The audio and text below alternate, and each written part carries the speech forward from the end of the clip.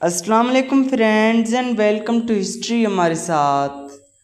दोस्तों, अक्का फतह करने के बाद ईसाई फौज का रंग बदल गया। मौसम गर्मा की चिलचिलाती धूप में मंजनीके और दबाबे पाबा बजोला अफरतियों की तरह मैदान में खामोश खड़े नजर आते। सिपाहियों ने महीनों की मेहनत के बाद अपनी ज़िरहें उतार फेंकी और मज़े करने लगे, जैसे कोई तशनालब और खस्ता जाम मुसाफिर मंजिल पर पहुंचकर शाम के खनक सायों में मज़े ले लेकर शराब पिए। वैसे ही वो आराम और इशरत के लम्हात का लुत्फ़ उठा रहे थे। वो अपनी पुरानी क़याम गाहों में मुंतकिल हो गए। वो दिन भर मुसलमान असीरों का तमाशा करते रहते, जो पानी की बाल्टियाँ और बुरश लेकर गिरजे की दीवारों से चूने का पलस्तर धो धोकर साफ़ करते। ये गिरजा मस्जिद में तब्दील किया गया था। उसकी दीवारों से चूने का पलस्तर साफ़ हुआ तो फिर मसीह, औलिया और रसूलों की रंग बरंग शबीहें नमूदार हो गईं। शायद ये तस्वीरें पलस्तर के दबे पर्दों में छुपी ईसाइयों की आमद की मुंतज़िर थीं। दोस्तों, ईसाई फ़ौज का जज्बाती खिंचाव कम हो गया। पहले तो उन्हें अच्छी तरह नींद ना आती, लेकिन बाद में वो ऐसे ख्वाब गिरा में डूबे के एहसास से दर्द व करब की तलखी और वहशतनाक सदमों की यादें भी मानद पड़ गईं। उनके जहन से उन कब्रों का तस्वुर भी गायब होता गया जिनसे सारा मैदान भरा पड़ा था। उन कब्रों में 3 फरमारवा शहजादे, 6 बतरी, 40 काउंट, 500 अमीर और गालिबन 80,000 आम सिपाही मौत की नींद सो रहे थे। ईसाइयों ने बड़ी कुर्बानियाँ देकर अक्का फतह किया था।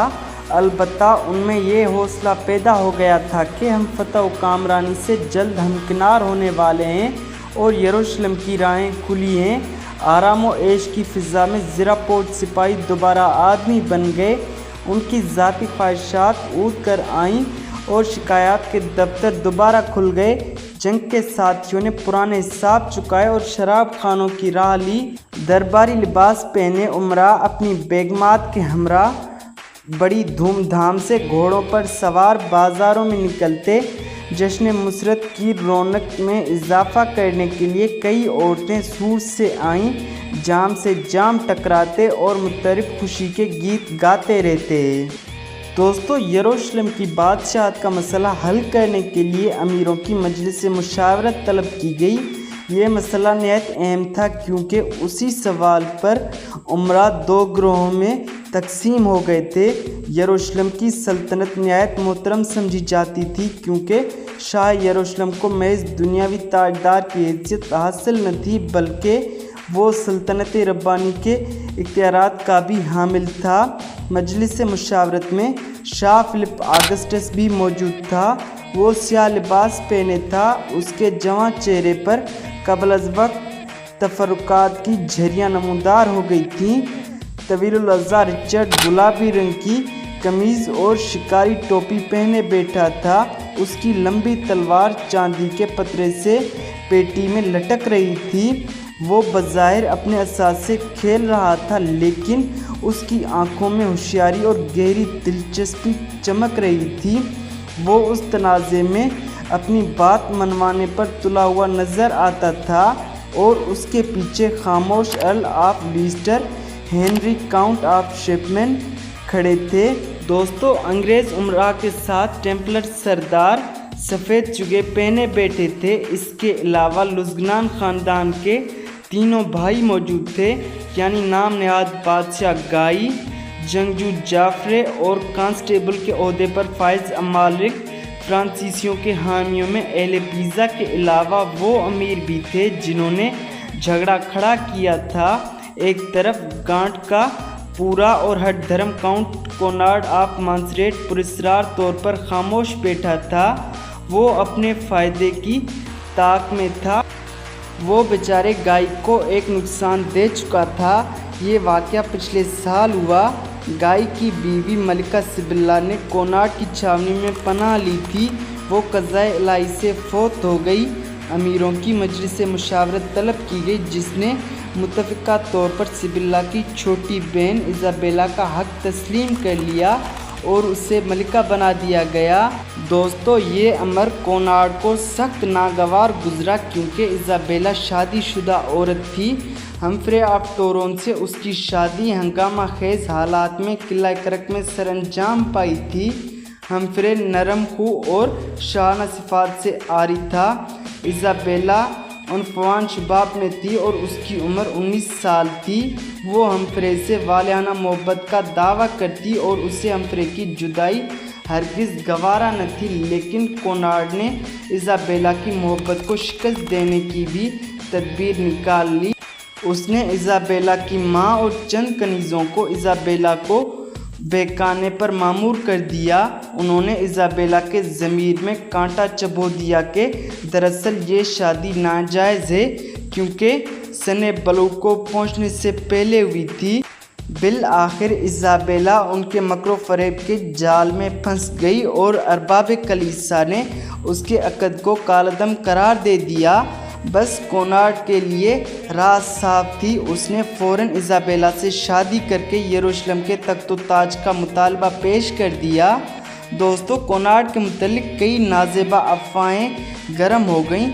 लोग कहने लगे कि कोनार्ड की एक बीवी कुस्तुनतुनिया में है और दूसरी बीवी को वो अपने वतन इतालिया में छोड़ आया है। एम्ब्रोस, जिसे कोनार्ड से सख्त नफ़रत थी, यूँ बयान करता है, अब उसने तीसरी शादी रचा ली। यही वजह है कि पादरी ने भी बिला तामुल कह दिया था कि इस शादी से खुदा को क्या सरोकार। दोस्तों, उस जाहे तलब इतालवी शहजादे ने लोगों की अफवाहों और शिकायतों की ज़रा भर परवाह न की। गाय के सूरमा भाई जाफरे ने कोनार्ड को मार का आरई की दावत दी, लेकिन वो अपना दामन बचाकर निकल गया। टेम्पलरों के सरदार गाय को तख्तो ताज का जायज़ वारिस समझते थे। कोनार्ड ने उनकी मजनूनाना मुखालफत को नीचा दिखाने के लिए फ़िलिप ऑगस्टस की हिमायत हासिल कर ली। उसने शाह फ़िलिप ऑगस्टस के मिजाज में इस कदर दरखूर हासिल कर लिया था कि वो उसे रिचर्ड के ख़िलाफ़ उकसाने में कामयाब हो गया और उसकी ईमा पर फ़िलिप ने रिचर्ड से जज़ीरा कब्रस के निसफ़ हिस्से का मुतालबा किया। लापरवाह रिचर्ड ने गाय की आनात का बेड़ा उठा लिया था। चुनाचे उसने अपने हरीफ फ़िलिप ऑगस्टस को आधा जज़ीरा कब्रस देना मंजूर कर लिया था, लेकिन यरूशलेम की बादशाहत के तनाज़े में फ़िलिप की एक भी न चलने दी। सलेबी जंग से दोनों बादशाहों की पनाह मुखासिमत की आग एलानिया भड़क उठी। रिचर्ड मुत्तहिदा फ़ौज का सिपहसालार आला बनने का तलबगार था और इससे दोनों की बामी मुनाकिशत की खलीज वसी तर होती गई। उमरा की मजलिस मुशावरत में यरूशलेम की बादशाहत के तनाज़े पर खूब लेदे हुई, क्योंकि ईसाइयों की नज़र में यरूशलेम की शाही तमाम अर्जी एजाज़ात से आला थी। बिल आखिर मुखालिफ गिरोहों में एक समझौता हो गया। ज़िंदगी भर गाय यरूशलेम का ताजदार रहेगा और उसकी वफ़ात के बाद कोनार्ड या उसका बेटा तख्तो ताज का वारिस होगा, और अगर कोनार्ड गाय से पहले मर जाए तो शाह रिचर्ड बशर्त ये कि वो मशरिक़ में मुकीम हो को मुकम्मल इख्तियार होगा कि वो जैसे चाहे सल्तनत के मुस्तकबिल का फ़ैसला करे। दोस्तों, ये था मजलिस मुशावरत का फ़ैसला। उस फैसले से दो चीज़ें वाज़े हो गईं कि अब यरूशलेम के उमरा बादशाह मुंतखब करने के हक़ से महरूम हो गए और बाल्डविन अव्वल के ज़माने की रिवायत ख़त्म हो गई। दूसरी बात ये थी कि मशरिकी सियासत में मगरबी सियासत का दखलो असर शुरू हो गया। मजलिस मुशावरत के मुअज़्ज़ज़ अमीरों में बालियन ऑफ इबेलिन और हम्फ्रे ऑफ टोरन के सिवा कोई भी अव्वलीन सलेबी हमला आवरों की औलाद से न था। टेम्पलरों को खासा इक़्तिदार हासिल था, लेकिन अब ज़माम इख्तियार उनके हाथों से निकलकर यूरोप के बादशाहों और ताकतवर शहज़ादों के हाथों में चली गई थी। यूरोपी बादशाह सलेबी मुहारबे के हकीकी सरदार और कायद बन गए थे। मजलिस मुशावरत के बाद फ़िलिप ऑगस्टस ने अपने फ़ैसले का ऐलान कर दिया। रिचर्ड की लापरवाह हरकत से उसका पैमाना सब्र लबरेज हो गया था। ڈیوک آف فلینڈرز کی موت سے فرانس میں اس کے اقتدار کے لیے میدان صاف ہو گیا تھا، اس لیے وہ جلد فرانس پہنچنا چاہتا تھا۔ اس نے بیماری کا بہانہ کر کے فوری طور پر واپسی کا اعلان کر دیا۔ دوستو، فرانسیسی فوجوں کو یہ اعلان سخت ناگوار گزرا۔ کئی فرانسیسی امراء نے اس سے جنگ کے اختتام تک توقف کرنے کی درخواست کی، لیکن بے سود ثابت ہوئی۔ البتہ اس نے نہایت معاملہ فہمی سے کام لیتے ہوئے اپنی فوج کی بیشتر تعداد ڈیوک آف برگنڈی کی زیر قیادت عکا میں چھوڑ دی، لیکن خود واپس چلا گیا۔ اس کی عجلت کا اندازہ اس امر سے ہو سکتا ہے کہ اس نے رچرڈ سے 2 تیز رفتار جہازوں کی فرمائش کرنے سے بھی گریز نہ کیا۔ دوستو، امید ہے یہ قسط آپ کو پسند آئی ہوگی۔ اگر یہ قسط آپ کو پسند آئی ہو تو ویڈیو کو لائک اور شیئر کر دیں اور چینل کو سبسکرائب کر دیں تاکہ آنے والی ہر نئی قسط کا نوٹیفیکیشن آپ کو ملتا رہے۔ ملتے ہیں اگلی قسط میں، تب تک اپنا بہت زیادہ خیال رکھیے۔ اللہ حافظ۔